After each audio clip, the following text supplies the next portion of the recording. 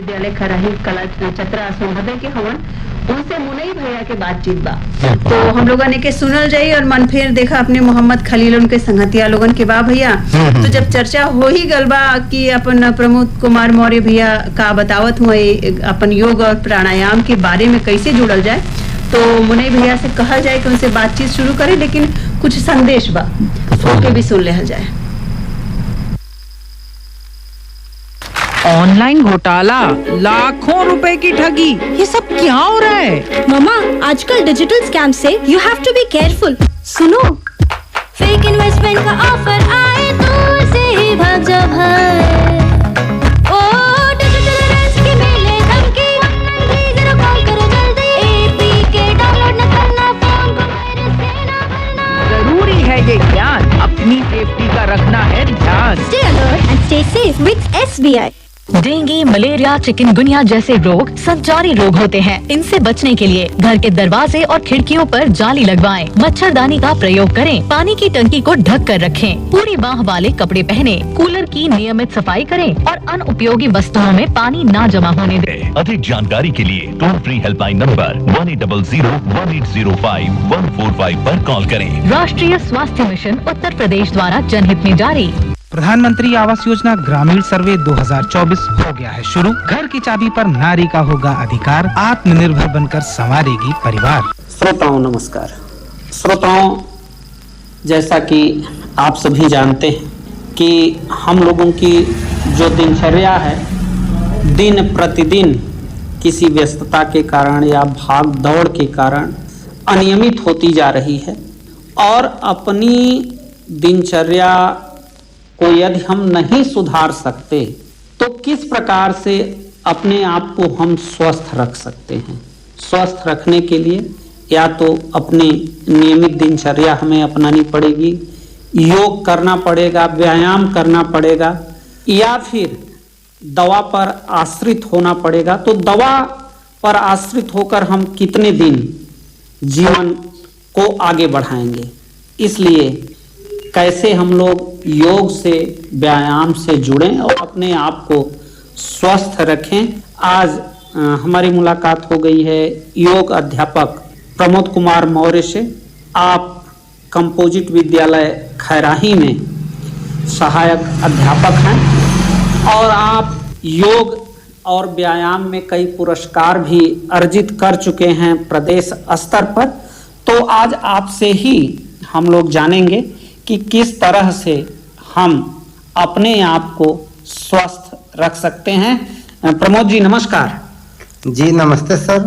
प्रमोद जी, ये बताइए कि आज की जो जीवन शैली है या उसे कहिए कि जो अपनी दिनचर्या है बहुत ही अनियमित है, और अनियमितता के कारण जो अपना स्वास्थ्य है दिन प्रतिदिन माने खराब होता चला जा रहा है। तो अपने आप को स्वस्थ रखने के लिए जो हमारे श्रोता हैं वो क्या कर सकते? जी आप सही कह रहे हैं कि हमारी दिनचर्या जो है अनियमित हो गई है जी। तो हम अपने दिनचर्या को पहले नियमित करें, समय से सोएं, समय से जागें जी, और प्रतिदिन योगाभ्यास का अभ्यास करें। जैसे यदि आप अपने शरीर को स्वस्थ रखना चाहते हैं, बीमारियों से बचना चाहते हैं, तो आपको प्रतिदिन योगासन एवं प्राणायाम करने की जरूरत है। और साथ ही आप अपने शरीर की प्रतिरक्षा को मजबूत करने के लिए कुछ वार्म अप एक्सरसाइज जैसे योगिंग, जॉगिंग, हनुमान दंड, उठक बैठक ये सब कर सकते हैं। जैसे आप योगासन में इस समय आप कर सकते हैं, जैसे सूर्य नमस्कार है, तो सूर्य नमस्कार एक तरह से 12 आसनों का मिश्रण होता है। अच्छा। और सूर्य नमस्कार करने से हमारी प्रतिरक्षा प्रणाली मजबूत होती है, रीढ़ की हड्डी मजबूत होगी जी, और हमारे शरीर को ऊर्जा मिलेगी, यानी हम एनर्जेटिक होंगे। बिल्कुल। और इसे आप प्रतिदिन सूर्य नमस्कार को अपने दिनचर्या में शामिल कर सकते हैं। और उसी तरह से और एक आसन है जैसे भुजंग आसन है, तो भुजंग आसन से भी हमारी प्रतिरक्षा प्रणाली मजबूत होती है जी। पाचन तंत्र में सुधार होता है, रीढ़ की हड्डी मजबूत होती है, साथ ही आप इस समय जो है कि जैसे गर्मी का मौसम है, तो गर्मी से बचने के लिए आप प्राणायाम भी कर सकते हैं प्रतिदिन। और गर्मी में विशेष रूप से प्राणायाम एक है शीतकारी और शीतली प्राणायाम। शीतकारी और शीतली प्राणायाम जो है शरीर को ठंडक पहुंचाती है। अच्छा, ये कैसे किया जाता है प्रमोद जी? शीतली और शीतकारी प्राणायाम के लिए थोड़ा सा जैसे जीभ को बाहर निकाल कर उसे फोल्ड किया जाता है और इस तरह से सीटी की आवाज लेते हुए हम श्वास को मुंह से खींचते हैं, नाक से न खींच करके। अच्छा, अंदर को? अंदर फेफड़ा में हम मुंह से सांस को खींचेंगे इस तरह से, तो जो है यह हमें ठंडक पहुंचाती है। अच्छा। और आप जो है प्रतिदिन भस्त्रिका प्राणायाम का भी अभ्यास कर सकते हैं। भस्त्रिका प्राणायाम से क्या होता है कि हमारे फेफड़ा की जो है क्षमता बढ़ती है और हमारे शरीर को वह एनर्जी प्रदान करती है। आप जानते हैं कि ईंधन जलाने का कार्य ऑक्सीजन का ही होता है, बिना ऑक्सीजन के ईंधन नहीं जलता है जी। तो हम जब अधिक से अधिक भस्त्रिका प्राणायाम करेंगे, श्वास को गहरा अंदर भरेंगे फेफड़ा में, तो हमारे अंदर ऑक्सीजन की जो होती है आपूर्ति वह बढ़िया होगी।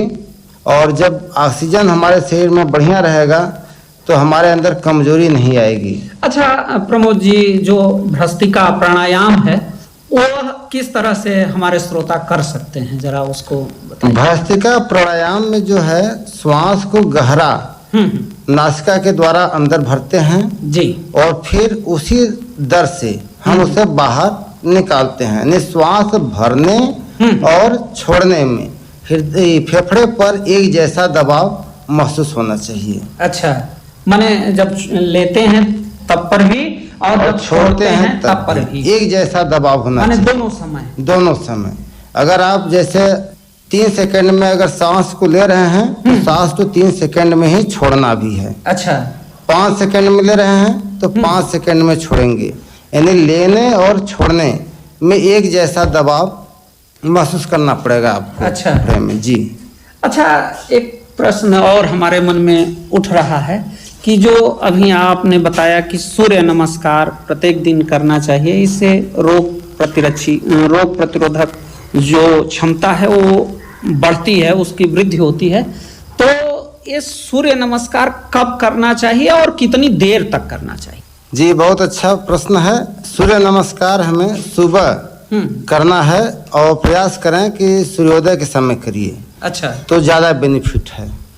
और खाली पेट करना चाहिए और स्वच्छ वातावरण में करना चाहिए, कमरा के अंदर नहीं करना है। आप खुले आकाश के नीचे करेंगे, जैसे आप छत पर कर सकते हैं जी, किसी बागवानी में कर सकते हैं, लेकिन इतना ध्यान रहे कि सूर्योदय के समय करेंगे तो ज्यादा बेनिफिट होगा। अच्छा, ठीक। सूर्योदय के समय करिए या सूर्योदय से थोड़ा सा पहले करिए तो हमारे लिए ज्यादा उपयोगी है। अच्छा प्रमोद जी, आज की जो दिनचर्या है प्रत्येक व्यक्ति कहीं न कहीं पेट से पीड़ित है। तो चूंकि जब उसका पेट यानी लीवर मजबूत होगा तभी सबसे अधिक वह स्वस्थ होगा। तो अपने लीवर को मजबूत करने के लिए जो हमारे श्रोता हैं वह कौन सा योग या प्राणायाम कर सकते हैं? देखिए, ऐसे अगर आप अपने लीवर को, पाचन तंत्र को मजबूत करना चाह रहे हैं तो इसमें प्राणायाम ज्यादातर फायदेमंद है। जैसे भस्त्रिका प्राणायाम करिए, कपालभाति प्राणायाम करिए।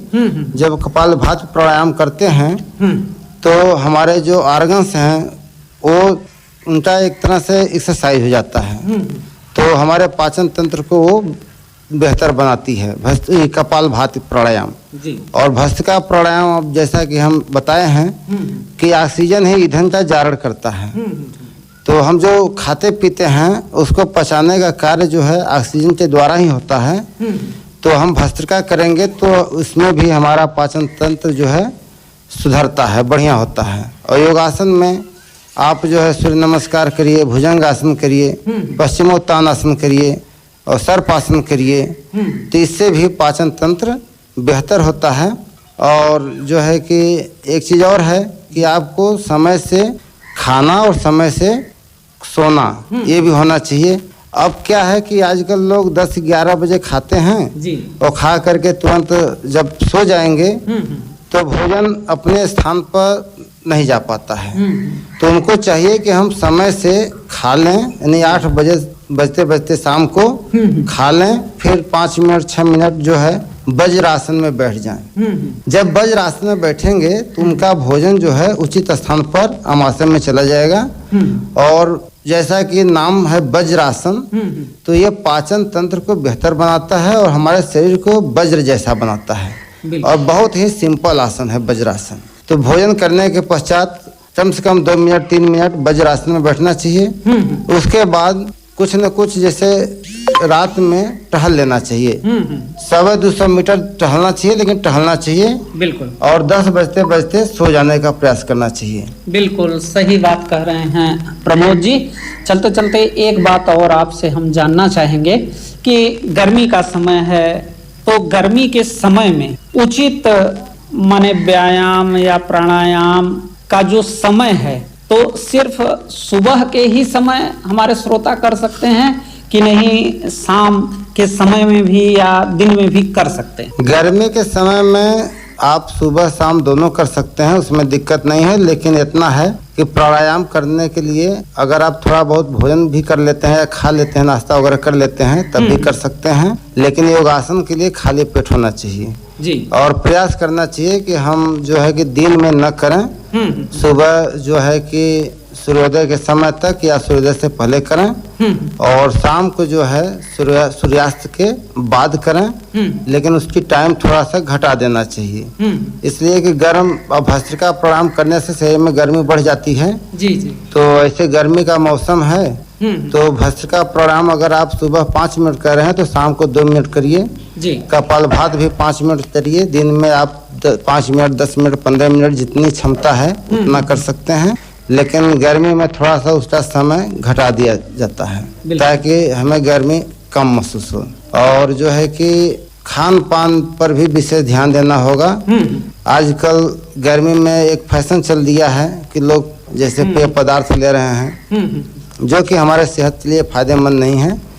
और गर्मी में अगर आपको पेय पदार्थ लेना है तो आप जो है गन्ने का रस ले सकते हैं, नींबू का शिकंजा ले सकते हैं, बेल का शरबत ले सकते हैं। तो ये सब मट्ठा गांव घर में मिलता है, मट्ठे का सेवन कर सकते हैं। तो ये हमें गर्मी से राहत पहुंचाएगी और हमारे पाचन तंत्र को भी सही रखेगी। बिल्कुल सही बात कह रहे हैं प्रमोद कुमार मौर्य जी। चलते चलते आप हमारे श्रोताओं से क्या कहना चाहेंगे? सर, मैं यही कहना चाहूँगा कि योग को अपने डेली दिनचर्या में शामिल करें और मौसमी फल सब्जी का सेवन करें और ताज़ा भोजन खाएं, डिब्बा बंद भोजन से परहेज करें। तभी हम अपने दिनचर्या में अपने शरीर को स्वस्थ रख सकते हैं और बीमारी से बच सकते हैं। बिल्कुल सही बात कह रहे हैं कि ससमय भोजन करें, फल और हरी सब्जियों का प्रयोग करें, तभी आप अपने आप को स्वस्थ रख सकते हैं। प्रमोद जी, आज आपसे मुलाकात हुई और इतनी अच्छी जानकारी की बात हुई, इसके लिए आपको बहुत